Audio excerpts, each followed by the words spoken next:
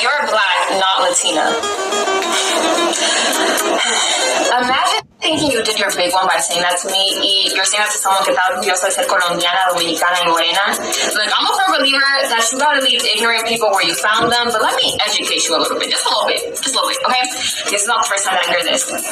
Did you know, and you probably didn't because you said this, that the slave trade did not only take place in America, it also took place in parts of the Caribbean, South America, and Central America. And before America did it, and I'm not proud to say this, but before America did it, and Google this, DR was the first country that ever imported slaves, which is why you see a huge population of black people in the DR. Not all of us are black, but the majority of us are. It is 2020, y'all. And people still do not know the difference between race and ethnicity. Ethnically, mi mamá, que era de Colombia, mi papá, que era dominicano, makes me Latina. Spanish was my first language. Racially, I'm a woman of color. All right, shalom, shalom. All right, before I get started, I want to give all praise and glory to Yahweh, Ba'Shem, Yahushai, Ba'Shem, B'Kah HaKodash. All right, double honors to our apostles and elders, great millstone, and shalom, wakasah, laha bakyar, which is peace and mercy to the elect throughout the four corners wherever you may be. On the brother Amar from the branch of GMS Cleveland, come back at you another video, Lord willing, to be edifying to whomever may be watching. And as you heard, this beautiful Israelite woman speak. About briefly about I guess her background.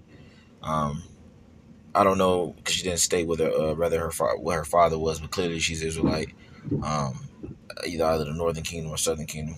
But anyway, she mentioned the slave trade, all right, and how so-called black people weren't only slaves, all right, and how you had slaves down there in the Dominican Republic and other areas as well. But nonetheless, that's all a part of the prophecy, the scriptures, man. Our people and a lot of our people too, man, like they think that they're like what if you're so-called Latino or from whatever tribe, whether it be Puerto Rican, Dominican, Cuban, whatever, they think they're totally a different people from the Southern Kingdom. Hell, actually, all the tribes think they different. They think they're not the same people. Like if you're a black person, so-called black man or black woman, and your partner, your husband or wife is a like I said, if you're a so-called black man and you have a so-called Puerto Rican wife, they will call that, the average person will call that interracial dating. But that's not so. That's the same people, all right, just from a different tribe.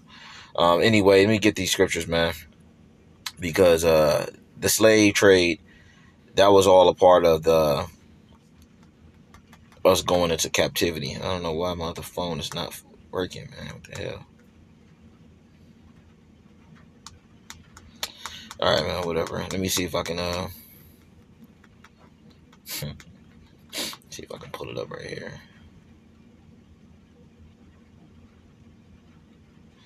Yeah, I'm gonna have to do this real quick because my phone is tripping. So let me get this, man. Jeremiah chapter 50, verse 33. It says, "Thus saith the Lord of hosts." Let me do this real quick too, man. It says, "Thus saith the Lord of hosts, the children of Israel and the children of Judah," right? And depending on the context, when you read the verse, like I said, depending on the context, if it states Israel, it can be talking about the entire Israelite nation, start from Judah all the way down to Issachar, or it can be speaking specifically about the Northern Kingdom, because it's interchangeable, or it can actually be talking about our forefather Jacob, because his name was changed to Israel. So depending on the context, but in this case, it's talking about the Northern Kingdom. So when it says, "Thus saith the Lord, the children of Israel," it's speaking about the Northern Kingdom, all right? It says, "And the children of Judah," all right, the Southern Kingdom, Judah, Benjamin, and Levi, were oppressed together, and all that took them captives held them fast. They refused to let them go. So, right, our people, whether whatever tribe you come from, we were oppressed together. We're in this shit hole together. That's why there's by no mistake our people that she mentioned about the slave trade and how the Northern Kingdom went into went into captivity as well. That's because that's all a part of the curses. The Lord said that we was gonna we was gonna be in captivity.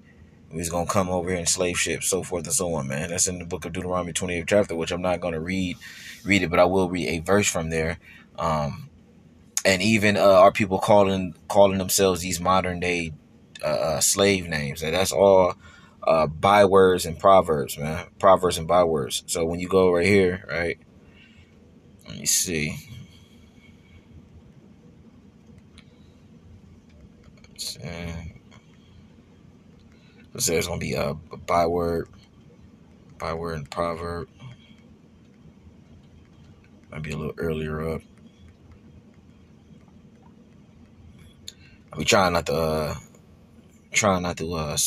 search for the words. Sometimes I be trying to test my memory. But if it takes too long, I definitely will. Just go ahead and get the word, man. But by word. Let me just go ahead and put it in, man. Oh, yep, hey, that's the spirit. So right when I was just about to put it in, man. See, you gotta have patience, man. It's Deuteronomy 28:37. It says, and thou shalt become an astonishment, a proverb, and a byword among all nations, whither the Lord shall lead thee. And that's what you see. You see us being a byword, man. Let me look this up real quick. Byword, KJV definition, meaning.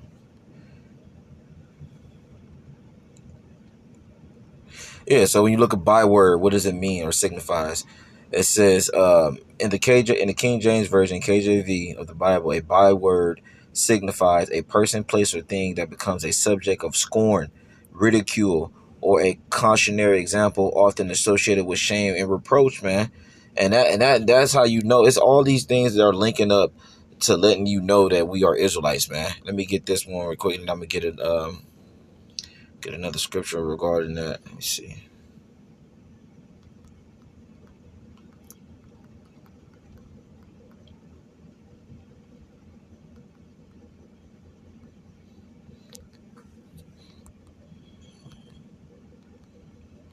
It might be the next chapter. Is it 3? Yeah, but the Lord said we was gonna be astonishment, man. We was gonna be an astonishment, when we, like I said, when we going out there teaching and stuff like that. But um, when you look at the Israelite man, woman, and child, they're pretty much they're the scorn of the earth, man. Matter of fact, let me just drop that real quick. Let me get this real quick. This is Psalms 44 and 14. All right. Matter of fact, shit. I'll start from 13. It says, it's Psalms 44 and 13. It says, thou make us as a reproach to our neighbors. It says, a scorn and a derision to them that are round about us. And that fits the byword, right? It says, thou make us as a byword among the heathen, a shaking of the head among the people. Like when people see the tribe, especially the tribe of Judah, so-called black man and woman, like the world shits on them. Like they're looked at as, like I said, the scum of the earth. They have a bad rep. The reputation that comes with Judah and all the other tribes is associated with being a thief, a thug, a hoe. Like we're bywords and proverbs. That's how you know the scriptures are real, man. The Lord said these things were going to happen unto us, and they happening, and they happened, and they're still happening. So when that Israelite woman at the beginning of the lesson, she don't understand that it was all a part of the Lord's plan. It was all a part of prophecy. All right, but the scriptures do say, let me get this real quick. It was she's not gonna vex get this vex. They ain't gonna vex Ephraim. I should not Isaiah.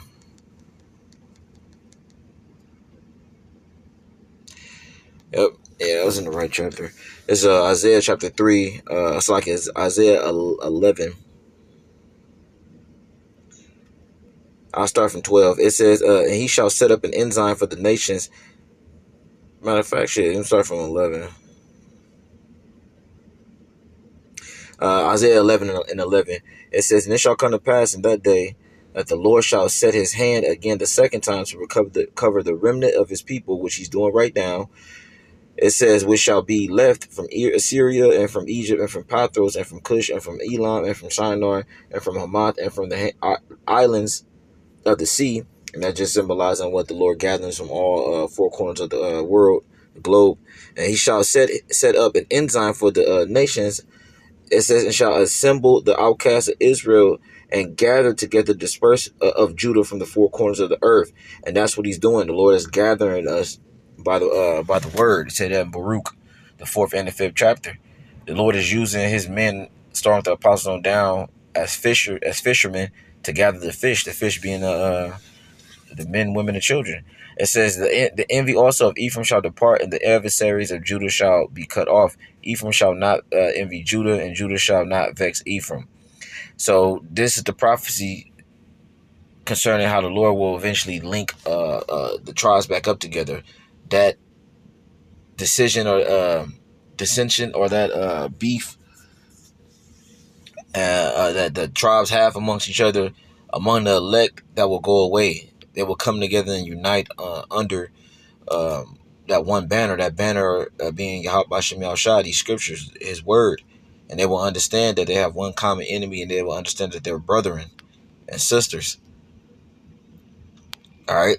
And we see that. That's Ezekiel 37 chapter. Let me get this last scripture, man, because the scripture is called the Northern Southern Kingdom sisters. All right. When you read this chapter, but I'm going to just get to the point.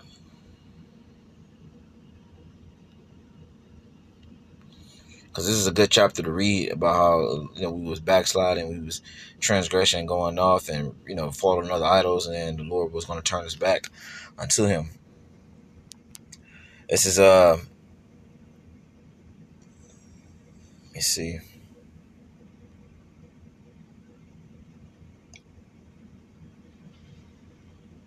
It was Jeremiah chapter 3 and 17. At that time they shall call Jerusalem the throne of the Lord, and all the nations shall be gathered unto it in the name of the Lord to Jerusalem. Neither shall they walk any more after the imagination of their evil heart. In those days the house of Judah shall walk with the house of Israel, and they shall come together out of the land of the north, which is here in America. All right. It says, to the land that I have given for an inheritance unto your fathers, which ultimately, pretty much the headquarters will be Israel, Jerusalem. All right, over there, that area, that region. But the whole world, we're gonna get back the entire world, the universe, and reign over it under Yahweh Shem Yahushua, King David, the 12 and the 144,000. It says, but I said, how shall I put thee among the children, and give thee a pleasant land, a goodly heritage of the hosts of nations? And I said, thou shalt call me my father, and shalt not turn away from me. So yeah, the Lord is going to eventually, bring us back, and that's what he's doing.